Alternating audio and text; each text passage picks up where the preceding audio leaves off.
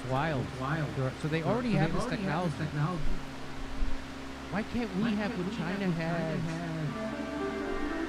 Hey, China's kicking our ass once again. China has a new train that just went 620 miles per hour. That's faster than most commercial jets. I'm pretty sure. What is this? What is the sound barrier? How fast do you have to go to break the sound barrier? Yeah. Well, just ask. How fast do you have to go to break the sound barrier? 770 miles per hour. So it goes basically about 150 miles under the sound barrier. Wow, that's pretty fast. Wow, that's pretty fast. A train? This isn't sci-fi. It's the next phase of ultra-high-speed travel. With we already know they have trains that go over 300 miles an hour that are faster to take than planes in China. It's not just. Let's read this. With magnetic levitation. That's what it's using. Magnetic levitation tech and zero physical contact with the tracks. The future of transportation is not just fast, it's frictionless. Wow, you can travel on a train without friction? Unless you're traveling with your family. Am I right? Come on, there's always friction. But come on, you guys. Come on. Hey, if God had, this is what I say.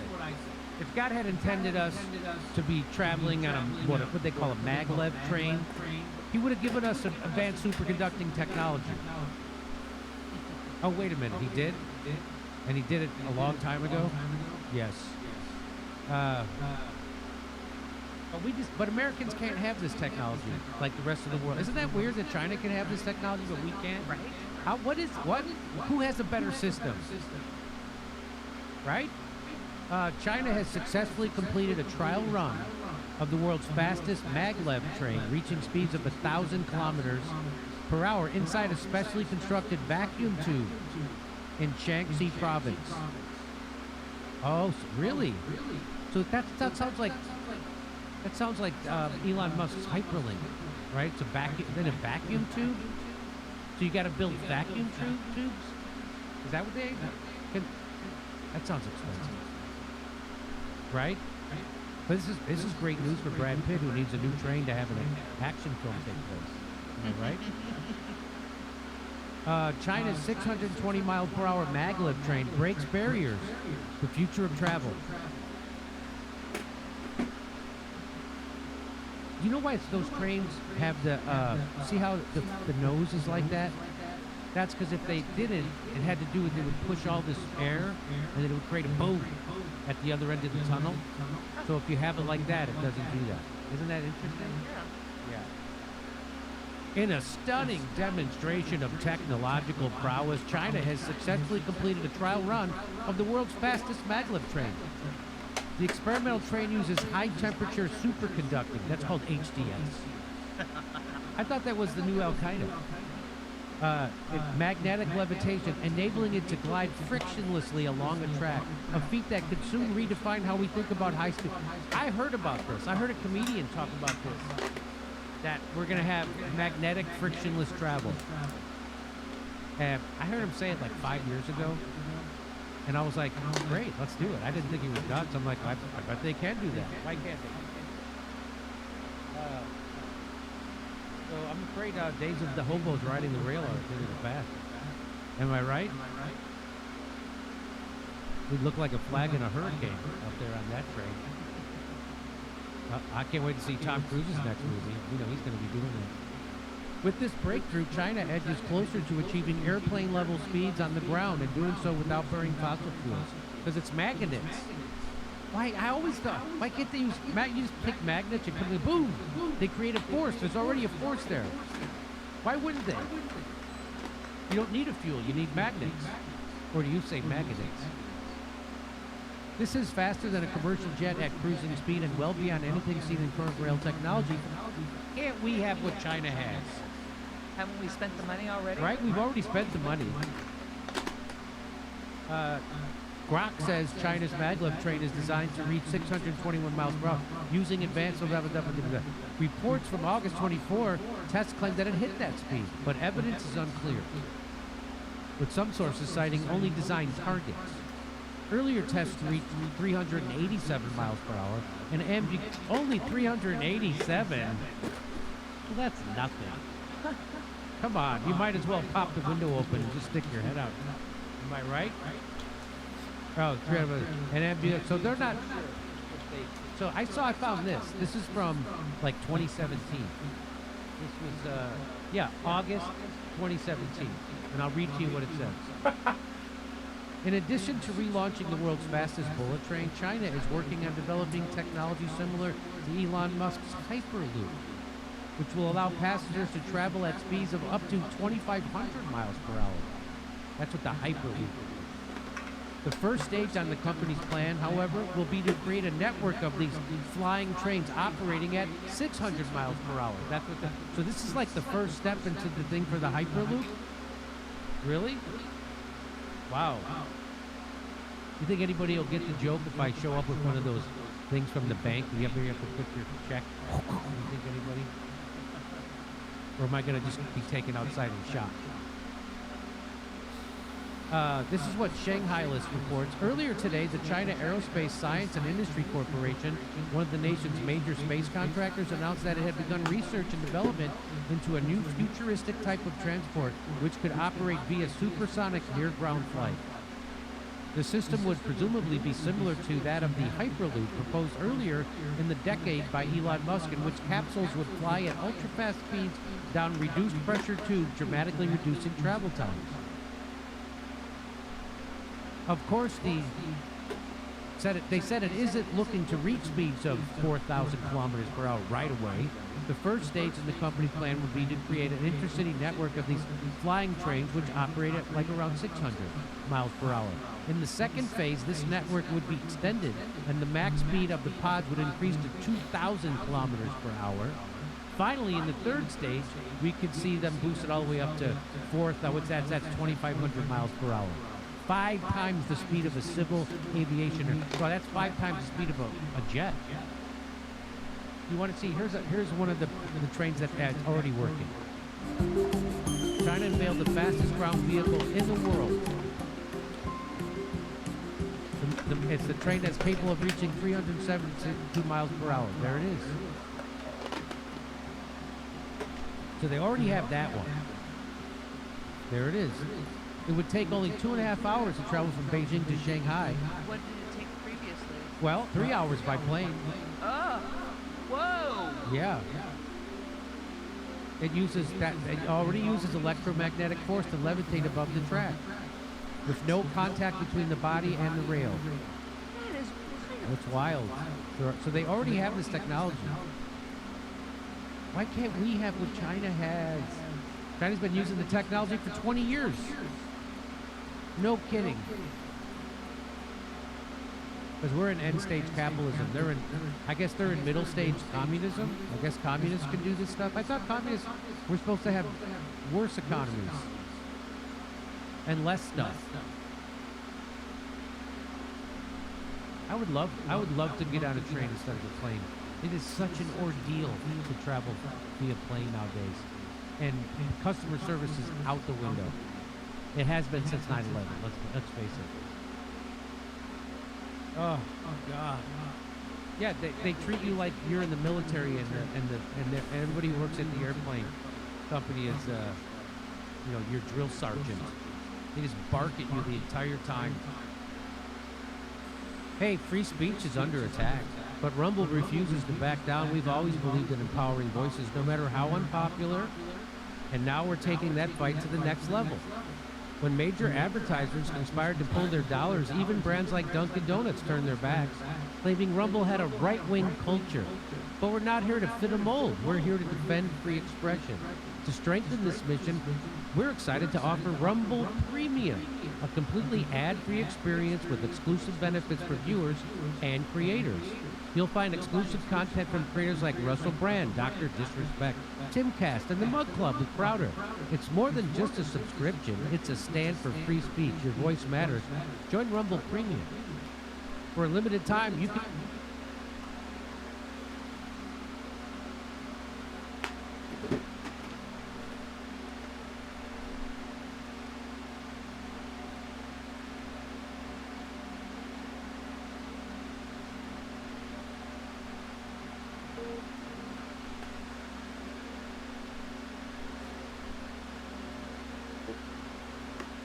Today is Wednesday, May 14th, and as you're listening to this, the sun is coming to within that 3-degree engagement range with Uranus.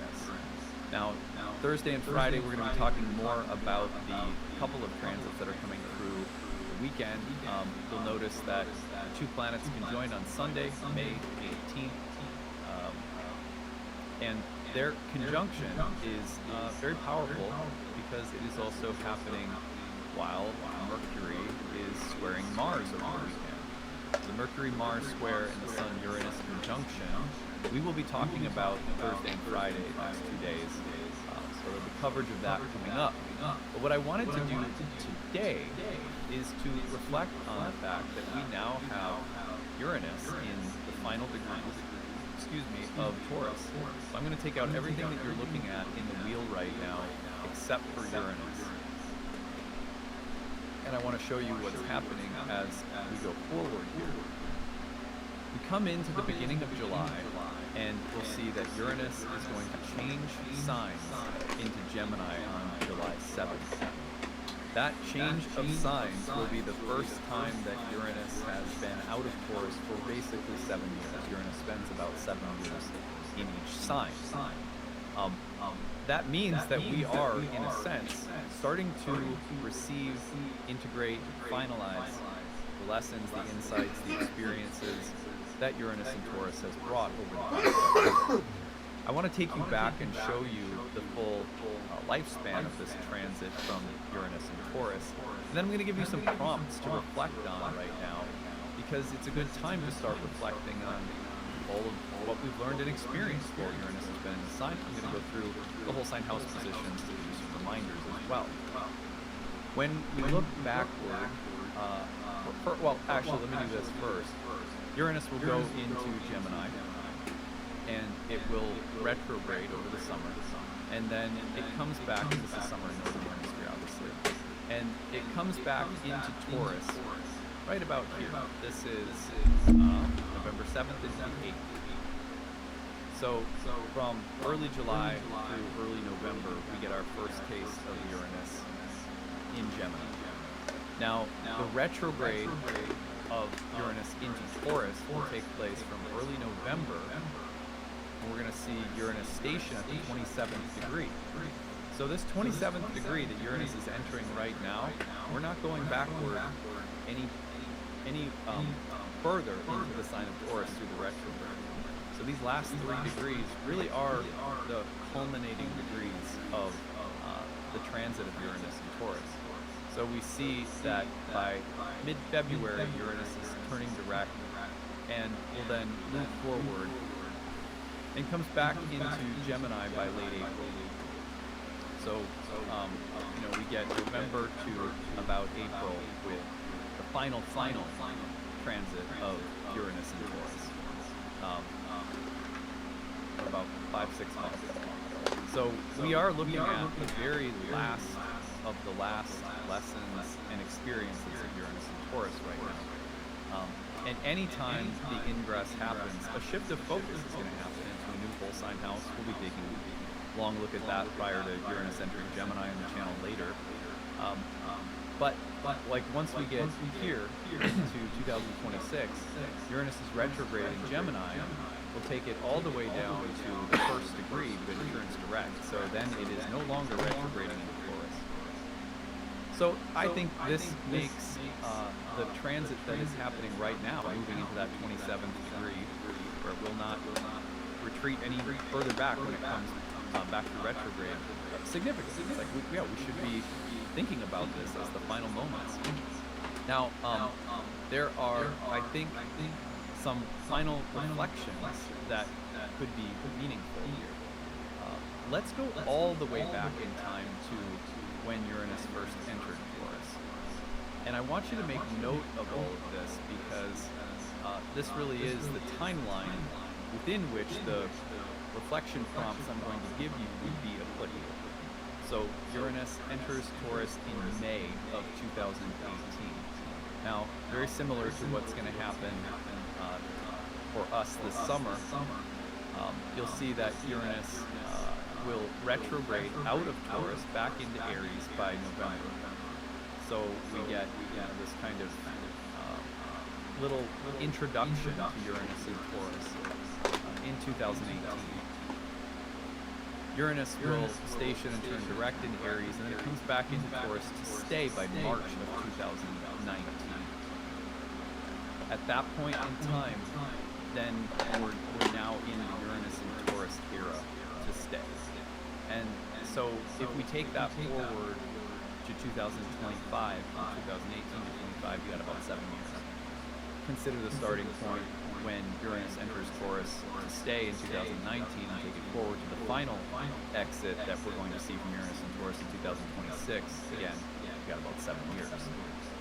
So whether you measure it, like 18 to 25, 18 to 26, either way, we're in the appropriate range for these reflections to be applicable. Here are the reflections I suggest you take into consideration.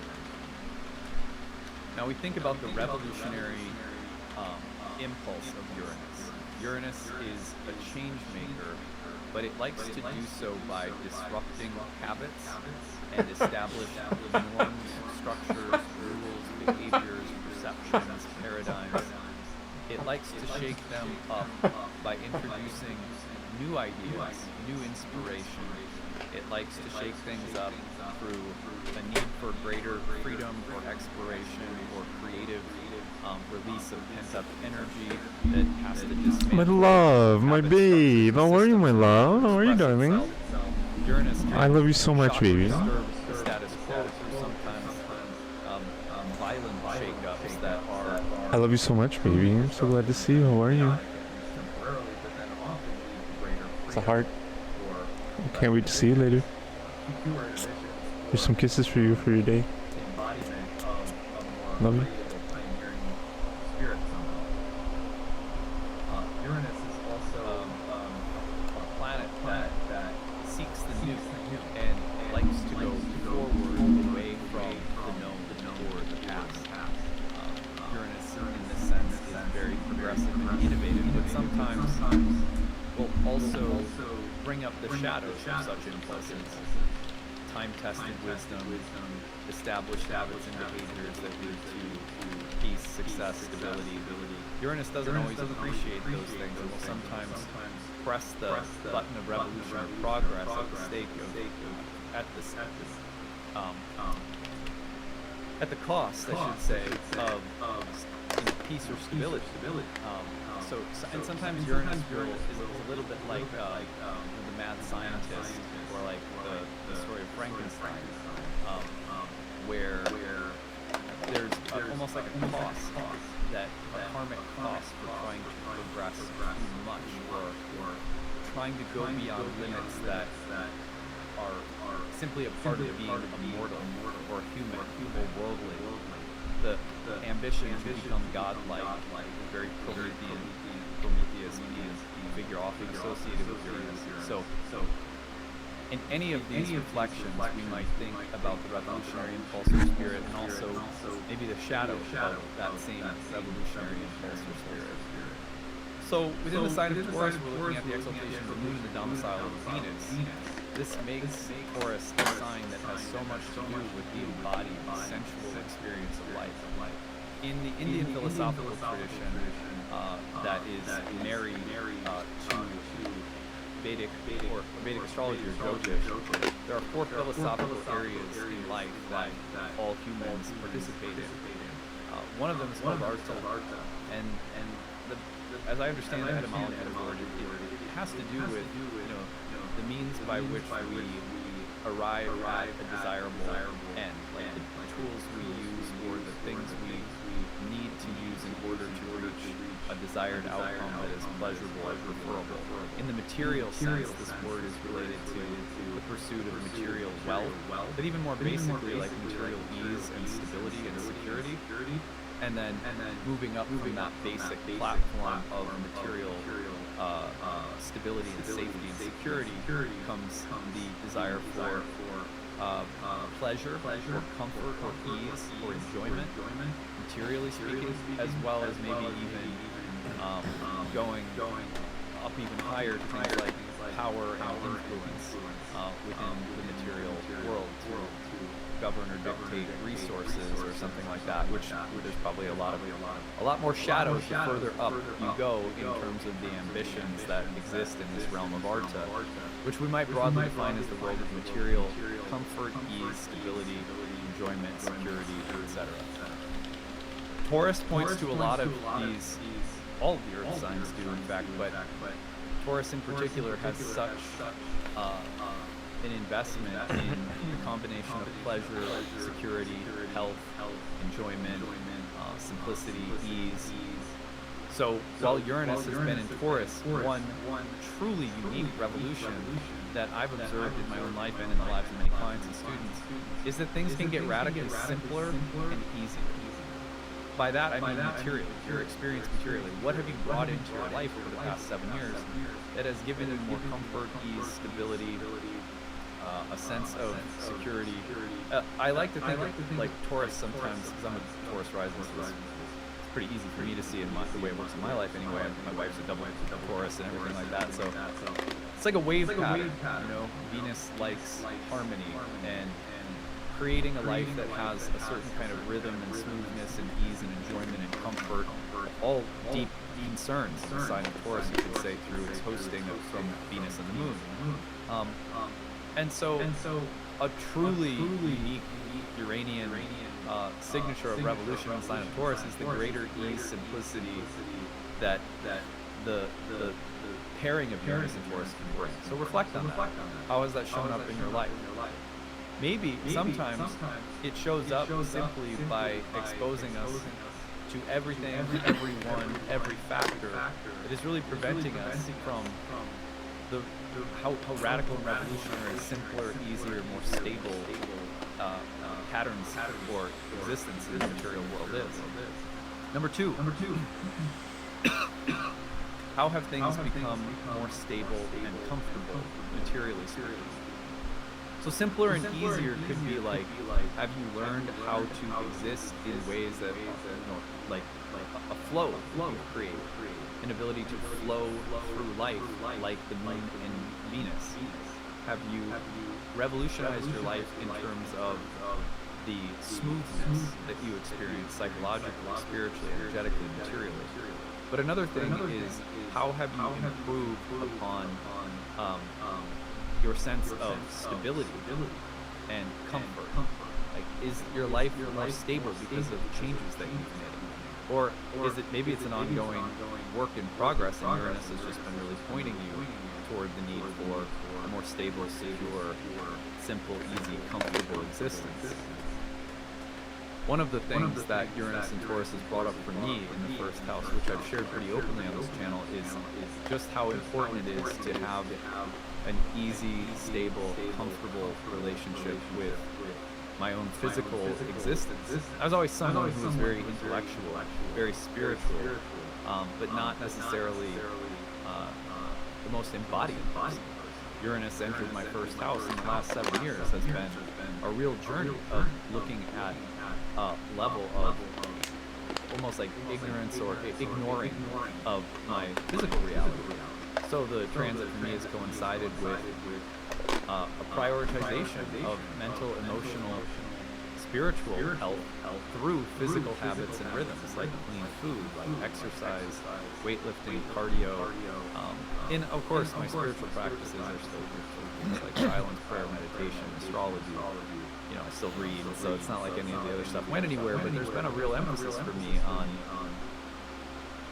stabilizing the mind and the spirit and the emotional body through more of a prioritization of what is physical. Radical embodiment, let's call it that. Radically more stable and comfortable. Number 3 on my list here is a revolution in pleasure and sensuality. Honoring the fact that life is meant to be enjoyed. I think it's really interesting that in this Vedic philosophy, this yoga philosophy, you have the ultimate goal of enlightenment, but you also have an avatar of the divine in Krishna in the Bhagavad Gita, telling Arjuna that you can't skip past being human, living a life that's filled with different conflicts and dualities, a life that includes the body. You can't skip past that. I think that's really important because in Vedic philosophy, the realm of arta, the realm of kama, pleasure, psychologically, pleasure emotionally in connection with other souls, pleasure materially, eating food that satisfies the senses. Skipping these things does not help us evolve. Saying just sort of outright that food or comfort or joy or pleasure in this material reality is simply false and all nothing but a distraction or an illusion is itself a kind of ignorance. It reflects a kind of impatience and an unwillingness to allow the substance of the material world to be a guide and teacher as much as anything else. Uranus and Taurus has really, I think, asked many of us to consider how revolutionary it is spiritually to allow ourselves, as Mary Oliver said in the poem Wild Geese that I read recently, to simply love what we love. To let the soft animal of our bodies, just exist. That's frankly quite a revolution for many of us, especially many of us who think that we have to constantly control all instincts, all physical or material impulses.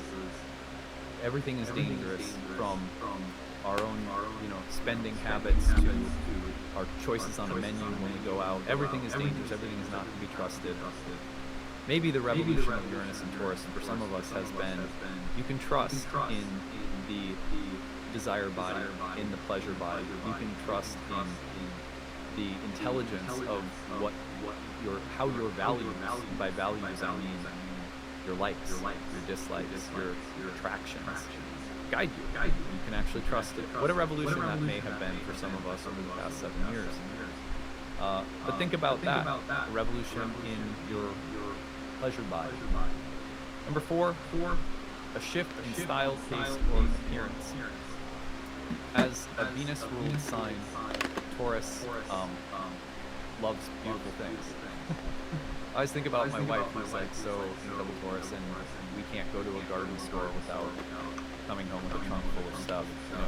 It's like she sees a beautiful plant, she wants to put it in the garden, and she's not like someone who's into like super expensive designer clothes. It's her. It's all plants. It's like a beautiful garden statue of the goddess or something like that. But it's funny because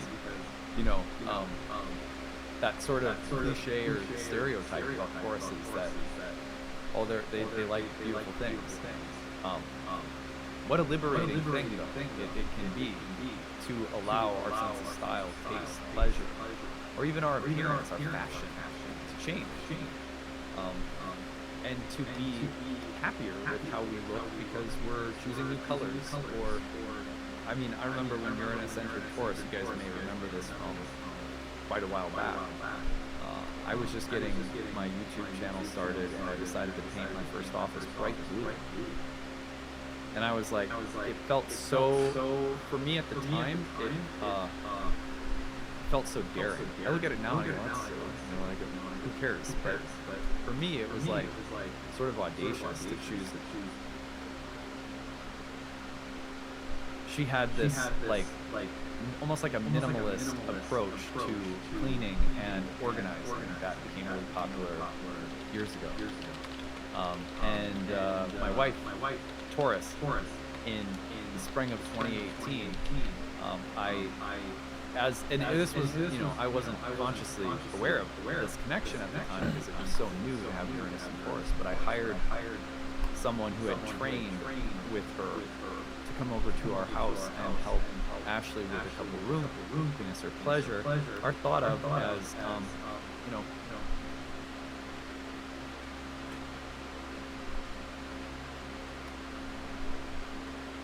Hello, everybody, and thank you.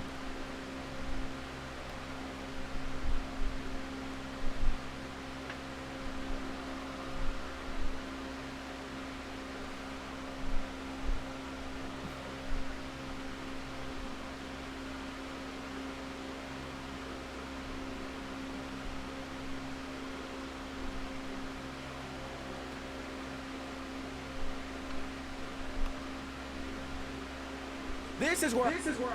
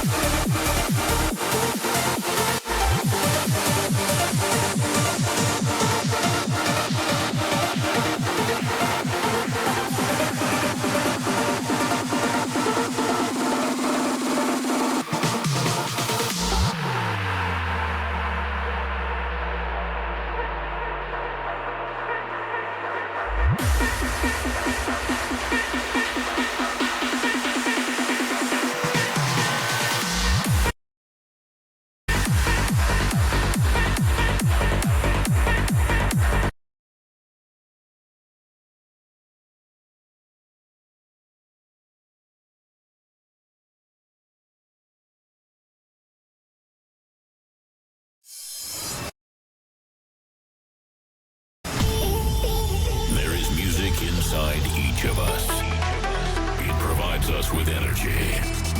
It is a drug that penetrates every cell of our body. It guides us and overfills with happiness. Happiness. Happiness.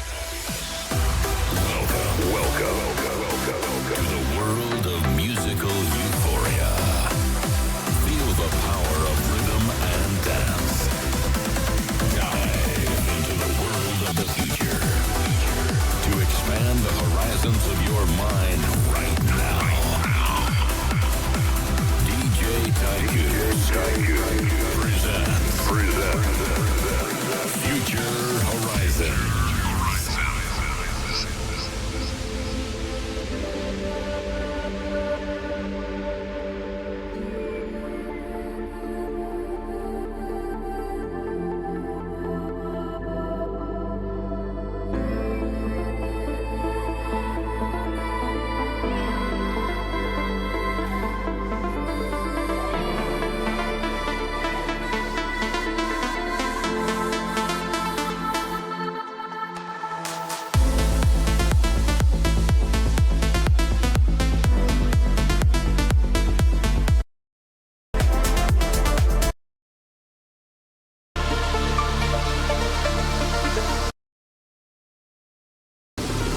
Our name is Machine, and this is our new world.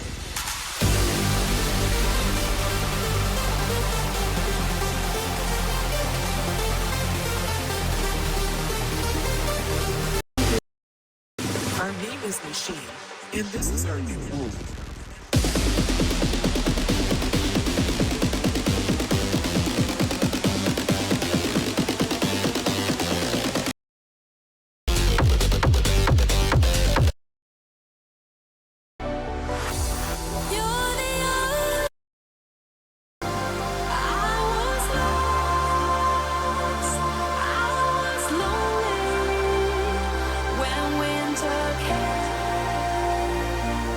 Winter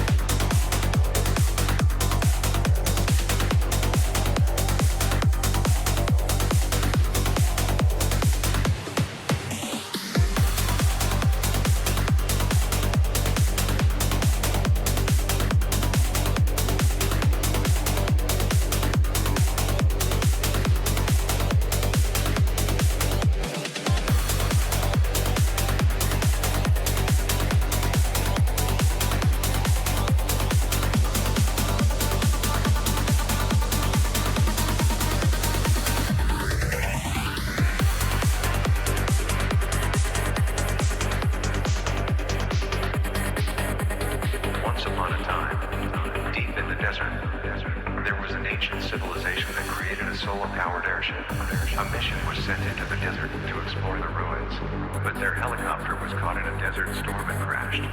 While the explorers survived, they must now search the desert and find the airship, or they will be stuck in the desert forever.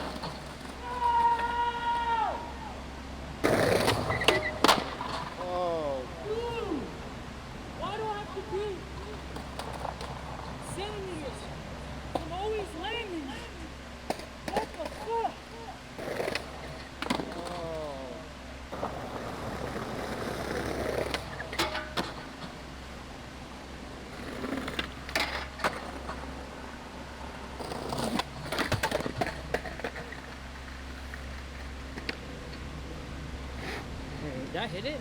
Yeah. Really? Yeah. Oh shit. It's on the very edge. Yeah, you see a board in there? It's on the very edge. I didn't get the screen. You're good. There's paint in the thing.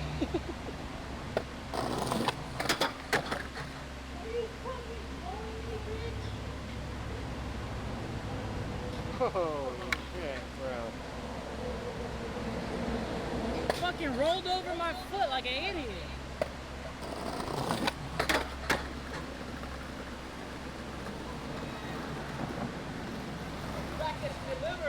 Holy shit. He must have such a big package. Wow. Wow. Holy smokes.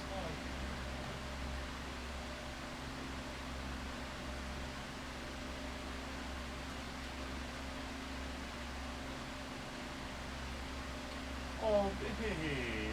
Oh, baby. Thank you, baby. Oh, thank you, baby. Thank you, baby.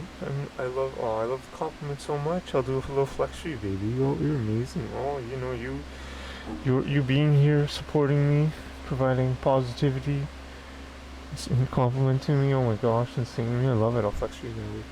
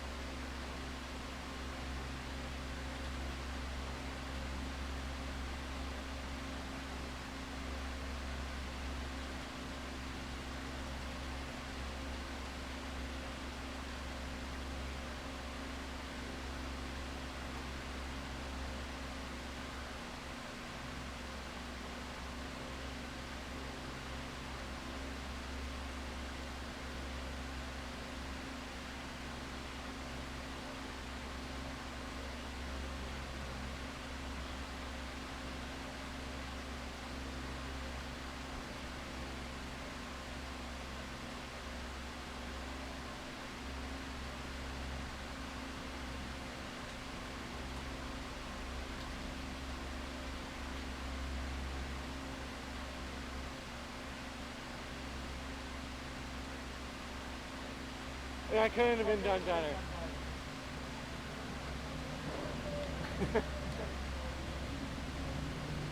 Fuck yeah, dog. Success. That was so good. So when you fucking discipline yourself, then you can smoke Zaza. If you're not catching clips, you shouldn't be rolling up. That's all I'm about.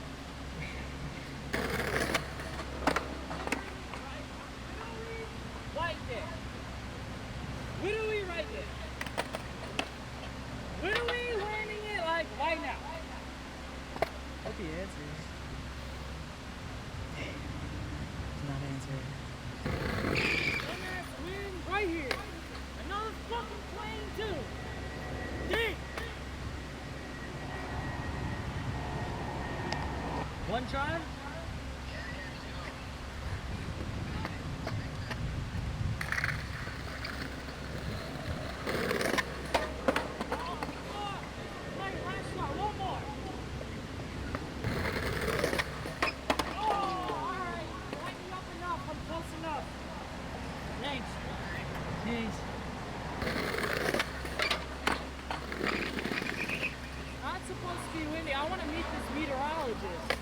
It's past 6 mile per hour winds.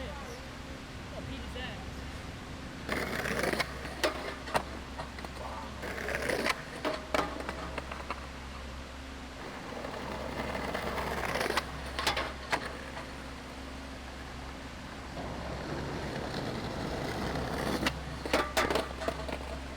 I should probably pop maybe on this side of the rail, and I'll probably get into board slide there.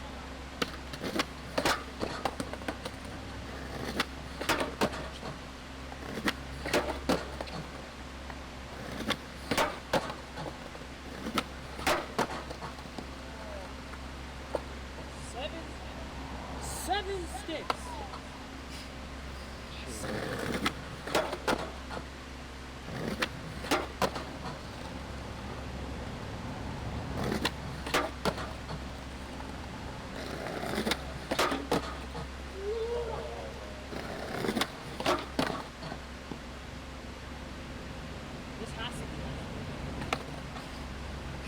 It's so hard.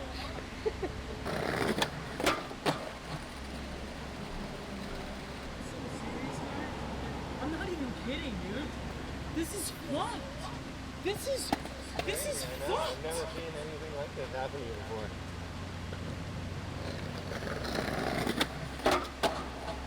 Wow, look at that.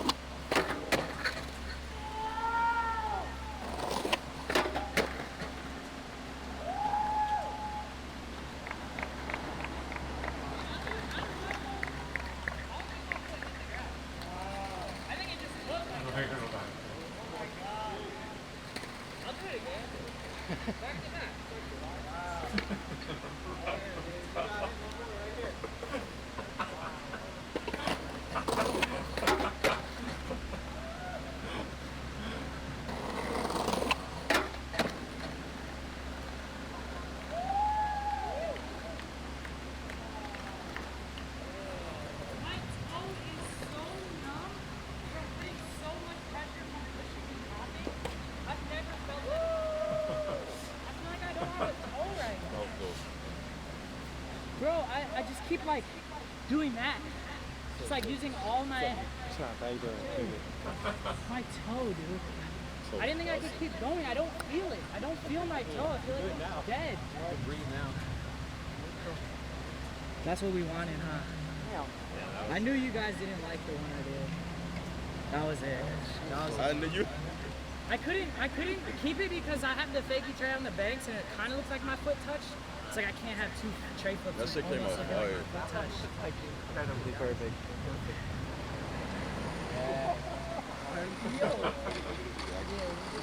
Absolutely perfect.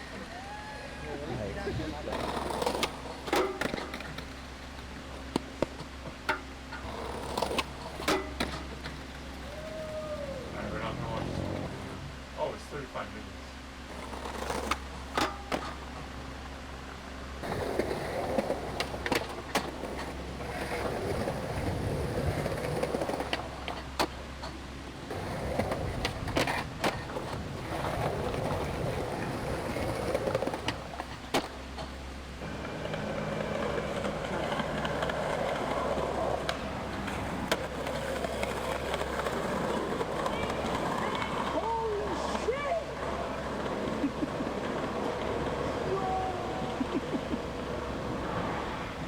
I ain't gonna lie, you cheaped it.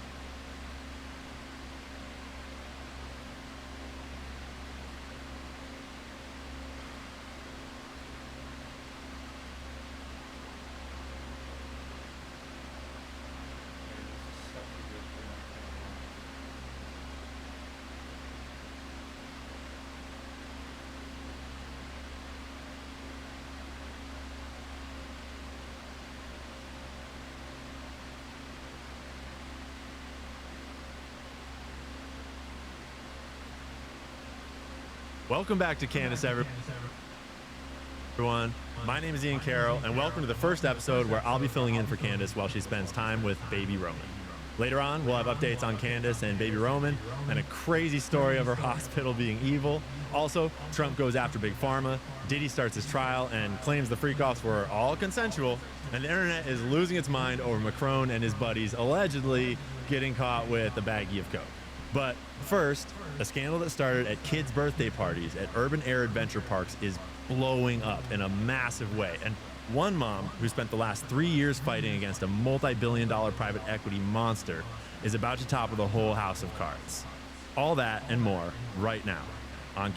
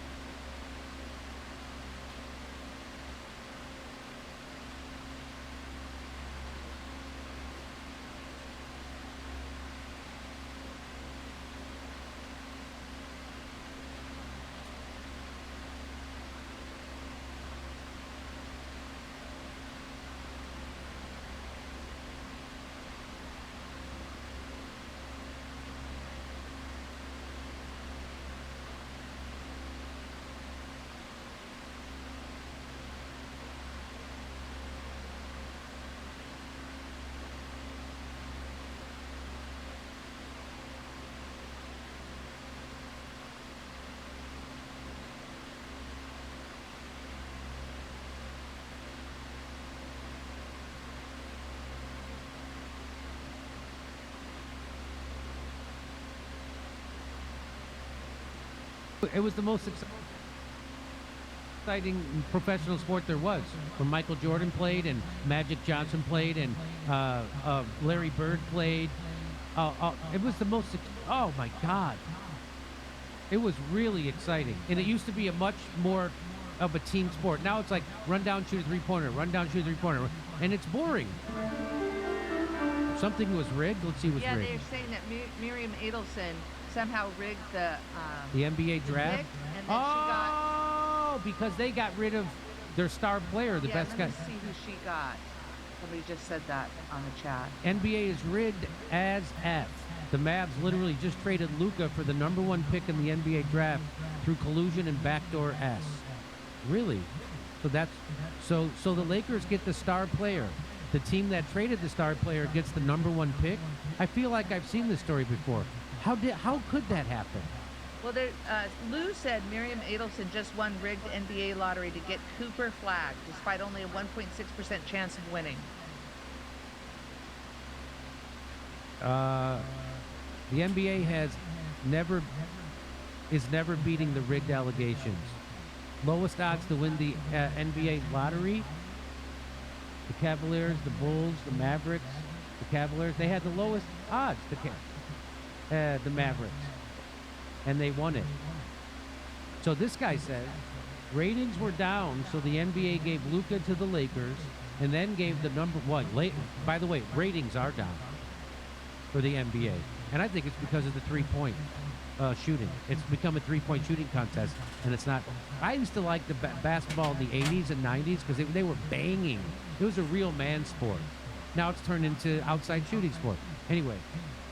Ratings were down, so the NBA gave Luka to the Lakers and then gave the #1 pick in the NBA draft to Dallas as compensation. Disgusting corruption. And you can't even argue it. The odds are too low of all these things lining up the way it has. Completely rigged. So I guess Dallas gets the #1 pick, and they were supposed to have very low chance of getting it, 1.8%, and they got it. So they're saying this was all a big conspiracy. Hater Central says Adam Silver today 100% prioritizes ratings. Rigged for Mavs, rigged for Spurs, 100% guaranteed flag for Luka. Might as well start watching WWE. So people are upset about this. We all know that. So if they have a lottery in the bottom, I think it used to be the bottom 8 teams would be going to a lottery. and then that one of them would get picked to see who gets the number one. That's how it was supposed to work. We all know the lottery is rigged, but this is on a different level. Did the NBA promise them the first pick to get Luka to LA? That's what people are saying. We need to rig the draft to make it believable. The NBA scriptwriters, okay, we got it. Okay, that's all right. Better not hear a soul ever tell me this league is not rigged. The Mavs had to sacrifice to get the LA Lakers a new star post LeBron and get rewarded with the number one pick. The NBA draft lottery is so rigged. The Spurs can now flip the number 2 pick to the Bucks for Giannis. The Mavericks get redemption for the Luka trade. Laughed my ass off. Wow. Bron was trying to tell you let's hear him try to tell us that the lottery was rigged. Let's see. So this is LeBron James. Listen, man. During the ball drop, during the lottery drop, Cleveland got the number 1 pick. I just don't think that was. What are you saying? Don't do this. Wemby with the Spurs. Oh my God! Let's keep LeBron home. You know what? Patrick Ewing to the Knicks. Derrick Rose to the Bulls. Like, I understand the assignment, guys. I had to make sure that, I had to do my part. I didn't want to be a fuck up. I just didn't want to be a fuck up, man. Like I said earlier. So that's him. Listen, man. During the ball. So that's LeBron saying that they literally rigged the lottery pick so that he could stay in Cleveland. So that Cleveland would get LeBron James. He's saying that. He said, I understand my role. I don't want to be an F-up. He's saying that. So that's the biggest marquee player in the NBA saying that the NBA's rigged.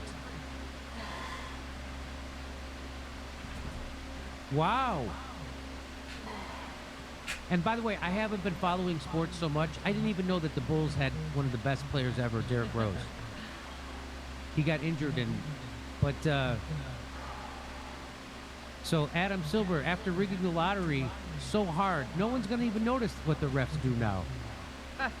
The NBA is real life mafia. We get commissioners rigging stuff for political purposes. The FBI got to step in.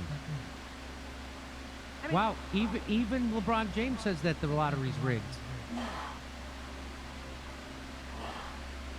I mean, when you hear people saying, like, even on the chat here right now, somebody's saying, basketball's so boring.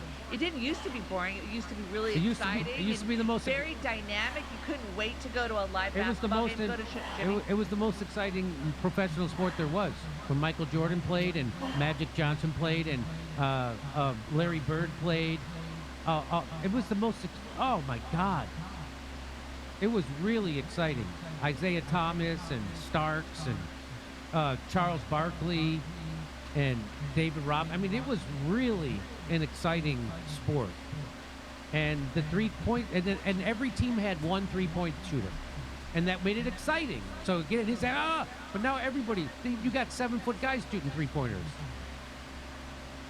And it used to be a much more of a team sport. Now it's like run down, shoot a 3-pointer, run down, shoot a 3-pointer, and it's boring. And so that's why their ratings have dropped 50%. I've seen stats that say 50% the TV ratings for a game. I can't believe how expensive it is to go to a game anyway. It's crazy how much. But yeah, so there you go. Oh, look at that. The lottery. He said it.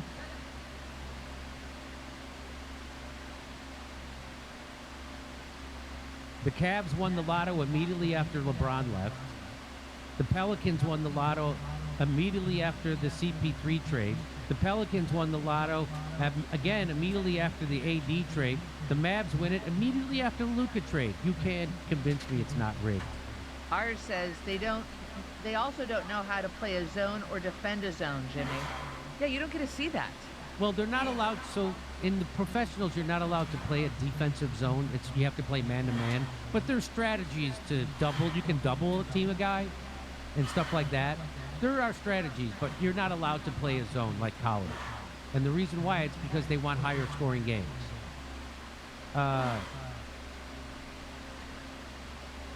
Who is AD that got traded from the Lakers in 2019? who can you look it up? Who got traded from their star player in 2019? Then the Pelicans miraculously land the #1 pick. Luka gets traded to the Lakers in 2025. Mavericks immediately land the #1 pick. So the AD, so Anthony Davis. So Anthony Davis got traded from the Pelicans to the Lakers. I don't follow. I used to be such a sports maniac until I moved to Los Angeles. And then as soon as I moved to Los Angeles, I stopped following sports. Now I'm just I'm a super casual. Even though with 2 other people, I bought, I never had I bought season tickets to the Clippers for a season. So 3 people had these tickets. So, I didn't really know much about the league.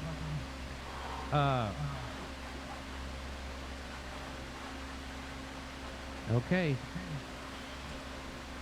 Did the NBA make the Mavericks trade Luka to the Lakers and then giving them the #1 pick in return? Maybe the NBA is rigged. That's got almost 10,000 likes. Everybody says it's rigged. Even LeBron James. Wow. Wow.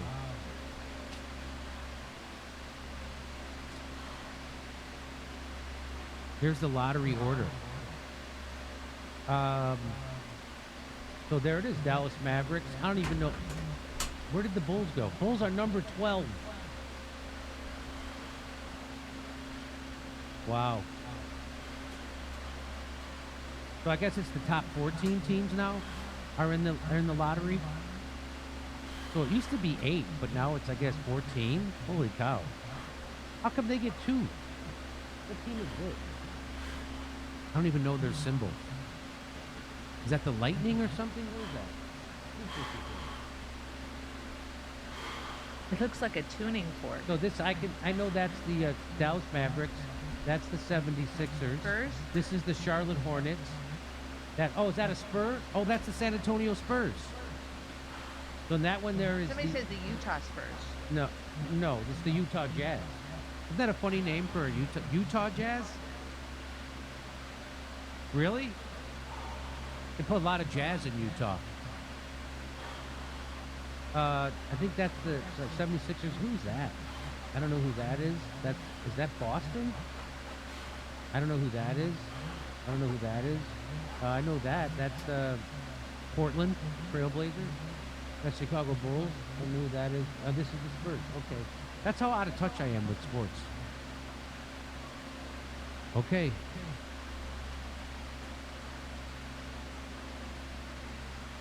Nico Harrison got paid by the league to trade Luka. In return, they rigged the lottery for him to get a better white boy. Wow. Come see us live in Los Angeles, Buffalo, Toledo, Montreal, Ottawa, Glasgow, Manchester, Belfast, Dublin, London, Liverpool, Birmingham. Go to jimmydore.com for a link for tickets.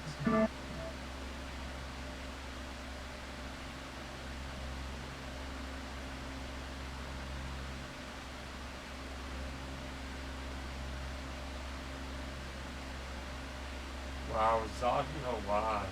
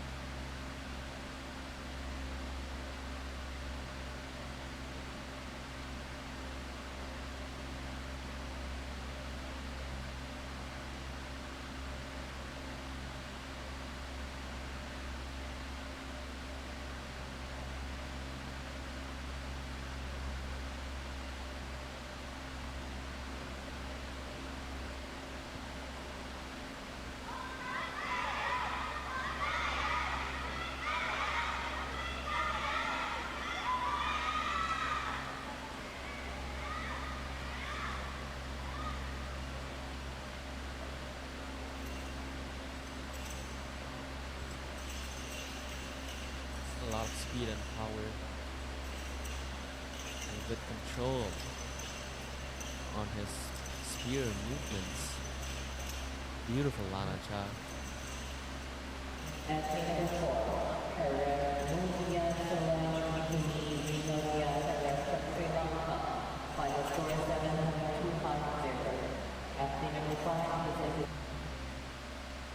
as he does his final session. A strong competitor here.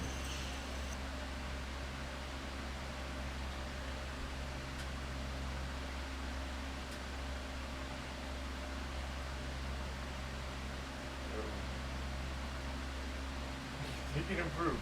He can improve. He can improve. Bro, risk your stuff.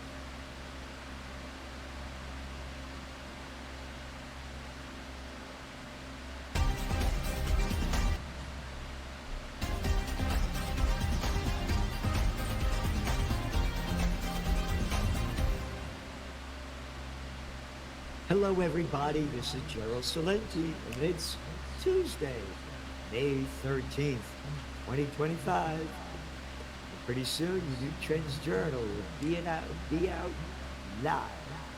Yep, we're giving you everything that we can, and here's the cover. Mainstream media, prostitutes, yep, media whores, to jerk the public off with click porn. That's all they are. Prostitutes, media whores that get paid to put out by their corporate pimps and government whoremasters. Oh, don't believe me? Why don't we look, again, don't subscribe to the Trends Journal at $2.59 a week. Almost 200 pages average every week, and you can read what you want. Subscribe to the Wall Street Journal or the New York Swine, the Turlet Paper Record. $6 for the Sunday edition, and look at the stupid shit that they give you. All right? What's that? Oh, this is style. Oh, that's opinion. I mean, go back to opinion. Who the fuck would want to swallow the shit coming out of that clown's mouth?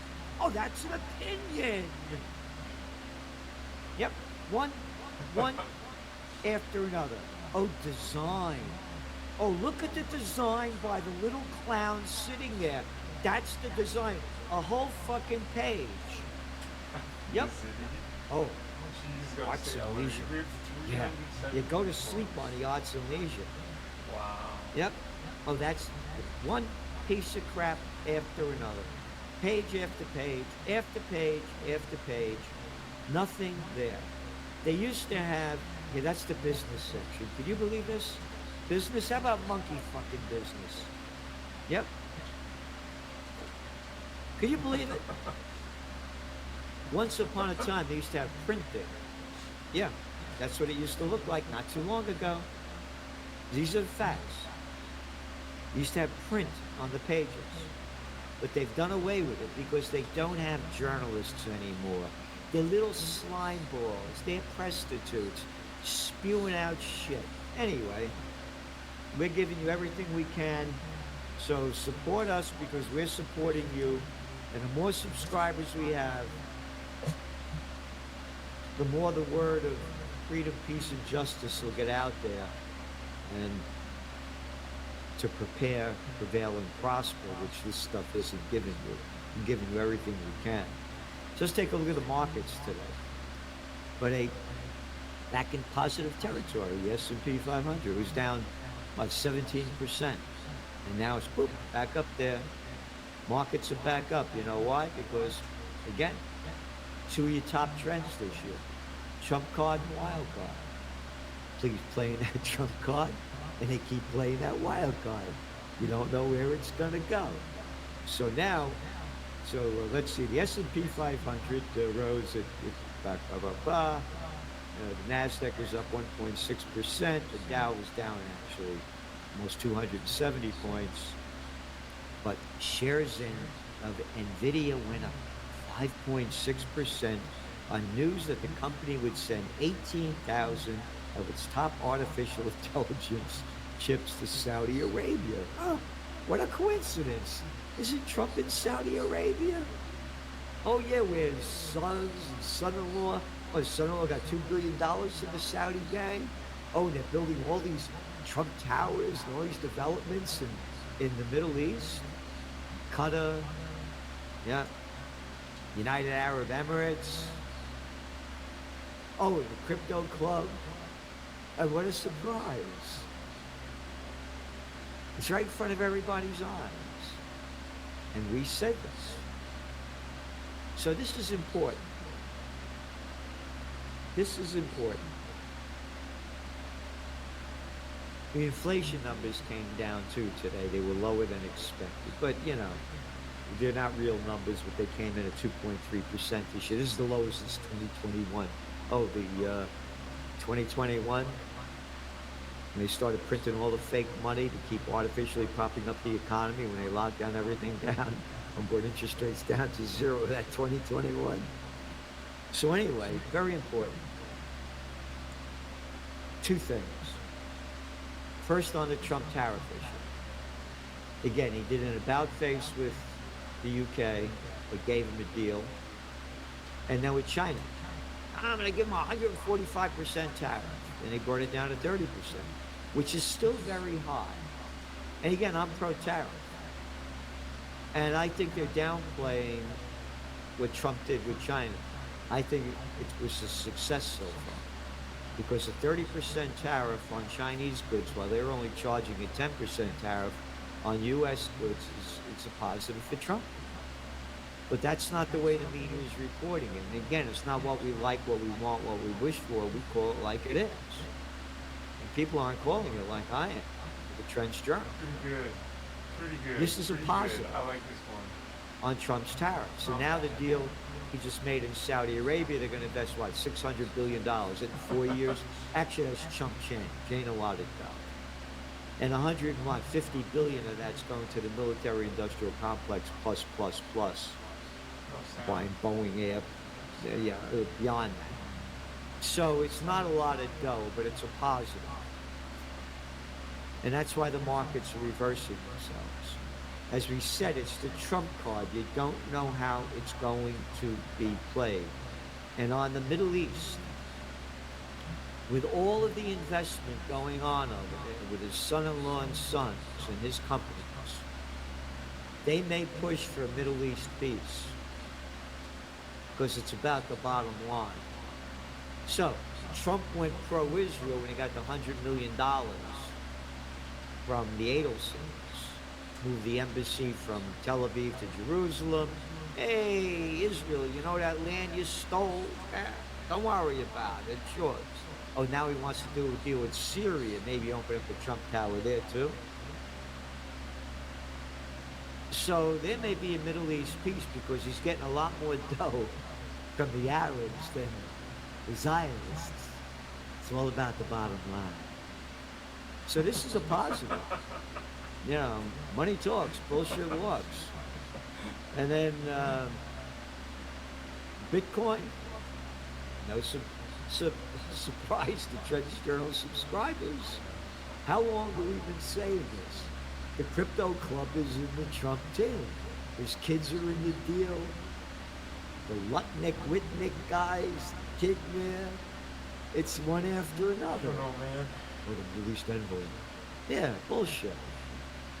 So you're looking at Bitcoin as we went on the air, it was 104.45K.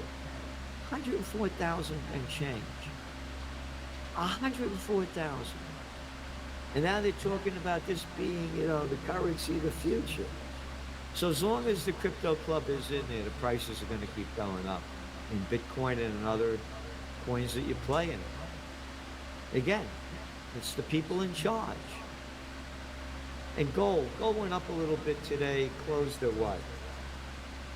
12,050. It was up 2,000, excuse me. It went up $12.50. It closed at $3,249 an ounce. So it's down from its $3,500 high, but it's still up there. And again, nothing goes straight up or straight down.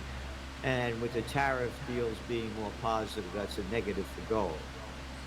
But long term, we're very bullish on gold, and there's a lot more to be seen. There are a lot of wild cards that are going to be played, and we don't know how they're going to play out.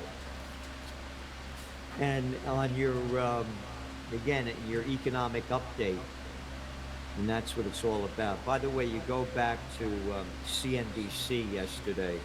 China sees the U.S. trade deal as a huge win for Beijing. We don't see that at all. Again, they lost. They're only 10% tariff on U.S. goods, a 30% tariff on Chinese goods. But again, that's the way the prostitutes put it out there. And there's another article here from The Guardian. Trump might claim China tariff victory, but this is capitulation. We don't see it. Again, only by the facts. So, there's a 90-day pause. So we don't know what's going to happen. And anything goes. And this is going to be wild, wild time. I mean, Trump's in about 120 days in office. And look at this wild ride. And again, you got to watch what he's doing in the Middle East. This is very important. And again, I didn't think this was going to happen like this. But again, the money's talking. And the facts are coming out. All the money that his family's invested in the Middle East. And now again, talking about it with Syria. So now you go on to your Trends Journal, the new edition. And again, trends on the economic and the market front. Economic update, whole market overview, where EV sales are going. Stock buybacks ramping up again, which is very good for the markets. How long will that go on? How long will it last? We don't know. And now there's more and more talk about the death of the dollar. Matter of fact, JP Morgan came out. They said they could see the dollar going down another 20%. Very important. The deeper the dollar falls, the higher gold prices go. End of story. Now let's go back and look at what's going on with the new inflation data. Oh, it was lower than expected. That gives the Fed more room to lower interest rates. The lower interest rates fall, the deeper the dollar falls. The deeper the dollar falls, higher gold prices go. What else do we have? Special report, Trump's tariffs, the ups and downs, for better and for worse. Again, one article after another about how the tariffs are hitting the positives and the negatives. The bigs keep getting bigger, and each week again, where you're getting in no other magazine, been doing this for well over 100 plus weeks, talking about when the economy falls, jobs go with it. The real cutbacks in jobs. The jobs that are being created by the facts are low-paying jobs in the healthcare, social service, and other areas where you're not paying a lot of dollars. Retail, restaurants, not high-paying wages. And again, when the economies go down, you look at all the businesses going out of business. Each week we are reporting this. What else do we have here? The Israel war. Yep. You ready? An article in the Trends Journal this week. Can't call him an anti-Semite. It's Israel's former defense minister says Israel's committing genocide. That's right. Oh my God. So I said what's going to happen with Trump in the Middle East. If you got to look at the facts. He's getting all this dough, man, and he's over there having a hard time. That's really get you. But Israel's going to do everything they can to keep ramping up this war. They don't give a fuck what Trump is doing. You got another maniac group over there doing what they want to do. The pressure that Trump puts on Israel will be, we think, next to nothing. Israel will continue to ramp up their genocide. Again, your articles are in your Trends Journal about what they're doing, about Israel to flatten Gaza.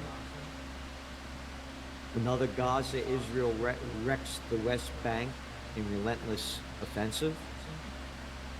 Again, it's not an offensive, it's really a defensive, defensive. Come on. It's unfensible. You have no right fucking being there. You're invaders of a foreign country invading the West Bank in violation of the Geneva Convention, Article 242 of the United Nations. And by the way, this Houthi, the American war stopped. Remember, and when Trump said he was going to annihilate the Houthis, they were losing. They weren't beating. Well over $1 billion worth of it cost America to fight this thing. Not that they care about the money, but they were losing. But now Israel's going to ramp up the war with Yemen. I'm telling you, Israel. I love you, baby. You see how cursed he's got a screw loose somewhere. No, I'm joking. I love you, baby. Houthis keep attacking Israel even after a truce with the U.S. Israel carries out major attacks on Lebanon. And we have the Yemen death toll, the Gaza death toll, featured guest articles by the Rutherford Institute, John and Nisha Whitehead, martial law disguised as law and order, the oldest trick in the authoritarian playbook. Featured article by Dr. Joseph Mercola, global obesity rates surging. Yep. Oh my God. And why and what to do. An article, at best we have 32 years left. Here's the proof. Gregory Mannarino. And again, you want to know about technocracy? Because it's everywhere and only going to get much, much, much worse. Again, the article is by the Rutherford Institute, on and on and on. And that's Joe Duran, the technocracy man. No cat knows more about what's going on than him. And again, one of his books, The Synthetic Devolution. It's another one he has over here, The Human. Yeah. You go to Amazon, get him, Joe Duran. Yeah, look at the size of these things. We're giving you everything we can, as is Duran and the others. We have a very dedicated crew of people. But we're giving you, you're not going to find anywhere else. So subscribe to the Trends Journal. We need your support. The more subscribers we have, the more we can do to give peace, freedom, life, liberty, and pursuit of justice back to the world. And we're leading you to show you the ups and downs, the economy, where we see growth, and the motto is think for yourself. We give you our trends analysis, our trend forecast, but you take your own. We don't tell you what to do. We have no ads in this magazine. Zero, nada. Nobody tells us what to do. What else we got here? Trends in geopolitics. You know, these populist parties. You saw what happened in the UK with Farage. We've been forecasting. This is old news to Trends Journal. People are tired of the ruling parties in most countries. The United States needs a new third party. If Trump wasn't in office, people would hate both of them, Republicans and Democrats. I mean, who are they bringing up in the Democrat side? Little AOC and Bernie Sanders. They get the fuck out of here. But who do you got after Trump leaves? You got nobody on the Republican side. It's a time for a new third party, but you only could do it with dough. No money, you don't go anywhere. Whole big article on trends in the presidential reality show. And that's what it is, and we own that trademark. It's a reality show. Trump is a pro at it, and he's giving it to you time after time. Now, what's going to go on with the Ukraine war? We see no end in sight. Nope. Russia's not going to give up the land they got, and they had a vote again in Crimea in 2014. Where over, I think, about 85% of the people went out to vote, and 97% of them voted to leave Ukraine and go into the Russian Federation. They're not going to give it back, and Russia has their seaport there, but you have your other articles in your Trends Journal about all the military buildup going on in Europe. and the money going into Ukraine to keep fighting this. And word came out that more money today went from the Trump administration to Ukraine to fight the war. I don't know if that's true. I have to check it out. And whole bunch of articles. Oh, there's an article in here. Biden's Gaza pier was even more disaster than previously known. Not according to the Trends Journal.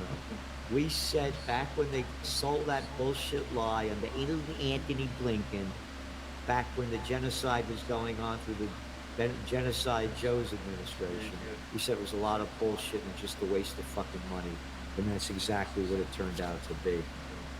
Trends Eye Views, Trends in High-Tech Science, and 2 sections of Trends in AI.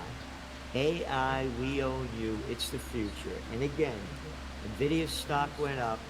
We got a number of articles in here that keep our forecast going, that China is going to lead the AI world. And you're going to see a dot-com bust that nobody's talking about. And watch out for the office building bust that's ramping up, because now those leases, remember the COVID war happened 5 years ago, and leases have 5-10-year leases. These leases are running out. It's run out time. And you're going to see a lot of, in the office buildings, no renewals of the leases. And there's going to be an office building bust. So while the markets are going up now, to us, it's a blip of a high. There's a lot more ahead that's going to continue to make conditions a lot worse, particularly the dot-com bust. And again, the facts are there. They're in your Trends Journal. And don't forget tomorrow, Celenti the Judge. I'll be with Judge Andrew Napolitano, a real man, and he's going to be talking about habeas corpus and how they want to rob that from us too. So see you tomorrow. Thanks for tuning in, and remember, go to trendsjournal.com, trendsjournal.com, and again, spread the word for people to subscribe to the channel. We're getting shadow banned. They don't like what I have to say. And I've gotten banned from a lot of others, from mainstream media to other people. I'm not going to say who, but you know the facts. I used to be on them all the time, and now I'm gone because I won't be totally pro-Trump. So thanks for tuning in, and keep freedom and peace as the main course of humanity. Thank you.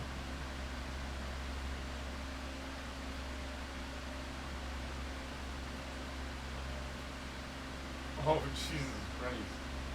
Bro, that's fog. That shit's like real. That's real shit.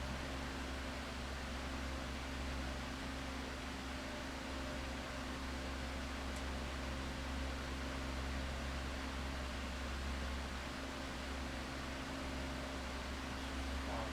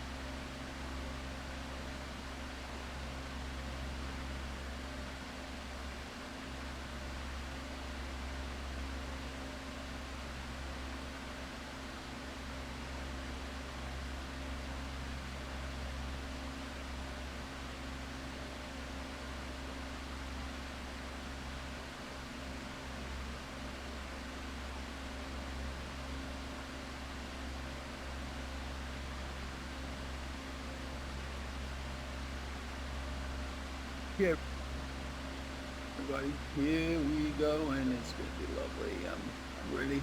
How about you? You ready? Yeah, but look, so here we are on this Wednesday, May 14th, 2025. We need to talk. People, let me put this to you as directly as I possibly can right now. We're in the collapse right now. And honestly, it's astonishing to me how this is not getting even the slightest bit of media attention. Actually, it's not astonishing at all. You can't be allowed to know what's going on in any way, shape, or form, pretty much ever. This is what's happening right now. We spoke about this recently, about corporate debt, the spreads widening here, what's going on there. The collapse of the system literally underneath it all. And this is always the canary in the coal mine.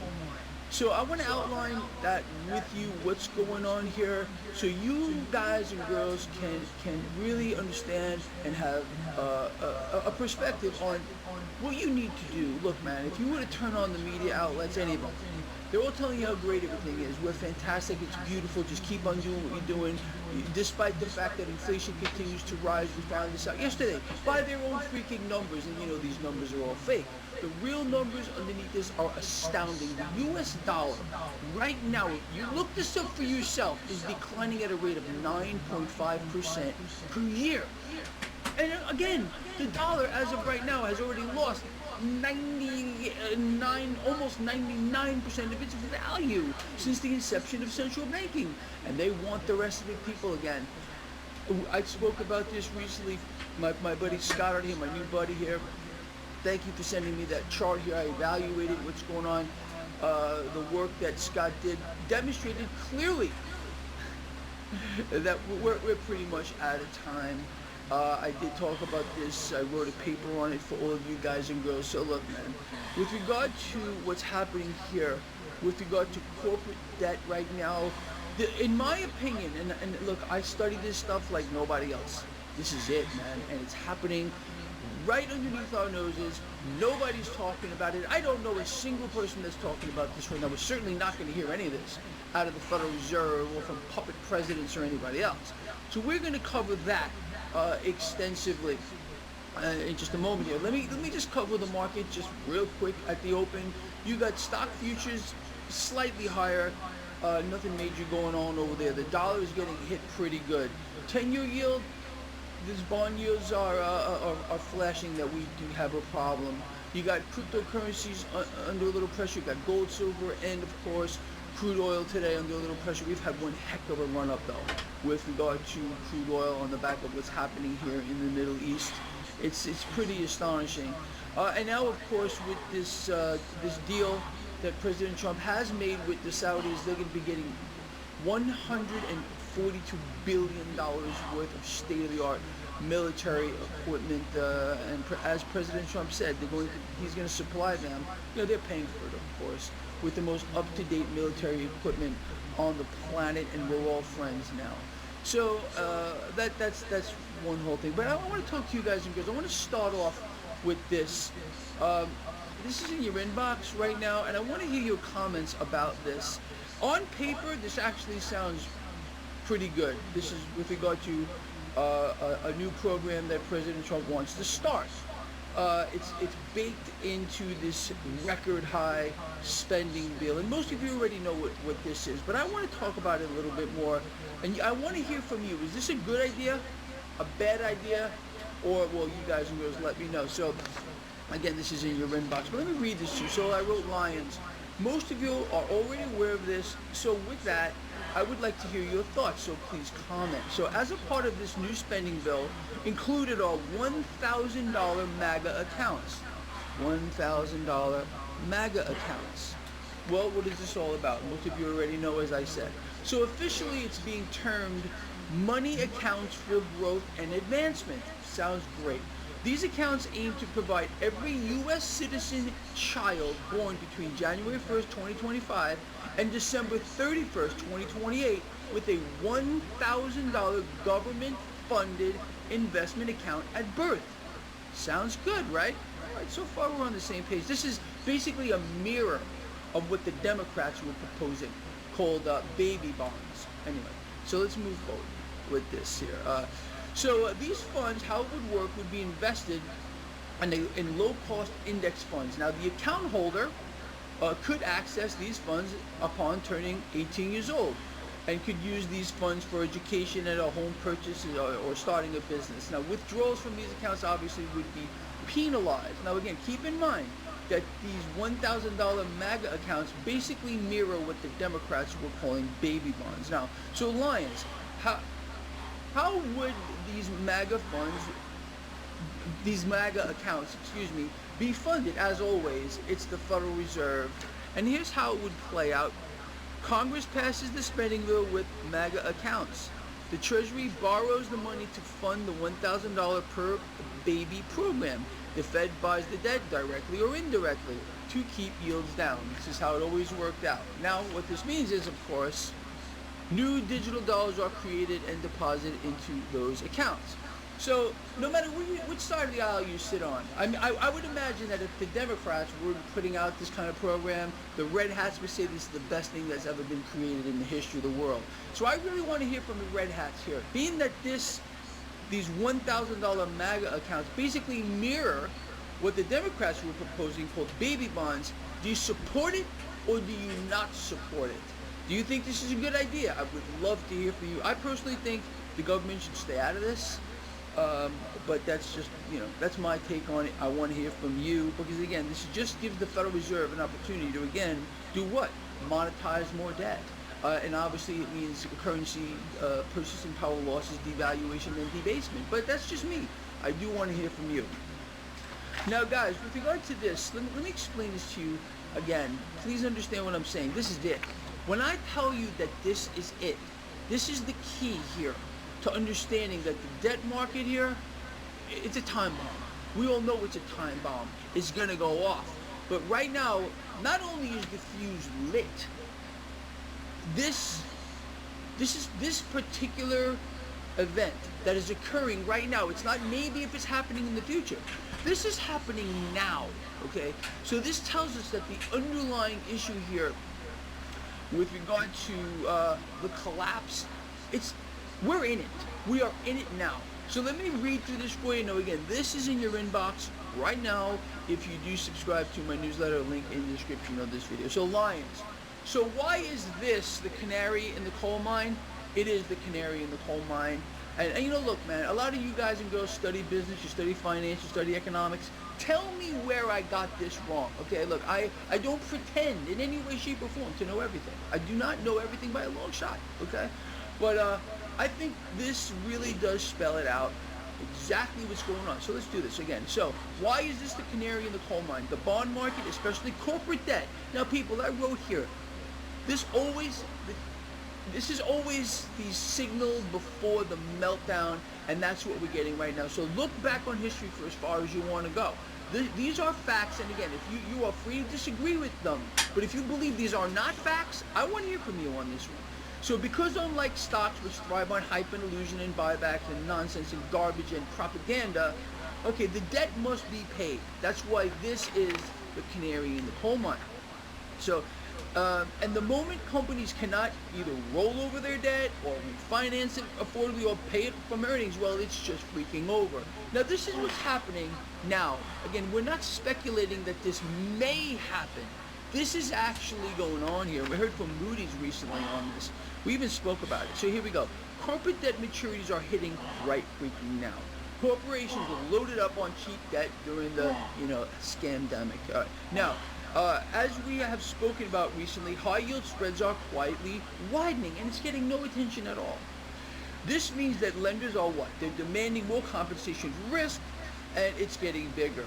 Now, with this, cash flow is shrinking across all of the sectors, despite the pumping of the markets that they're trying to do here, and they're jawboning about, let's see, Lutnick over here. We have a trade deal. Never happened, never materialized. This UK-US trade deal is the deal that isn't. The so-called deal with China, it's nothing but a strategic postponement here. There's no deal.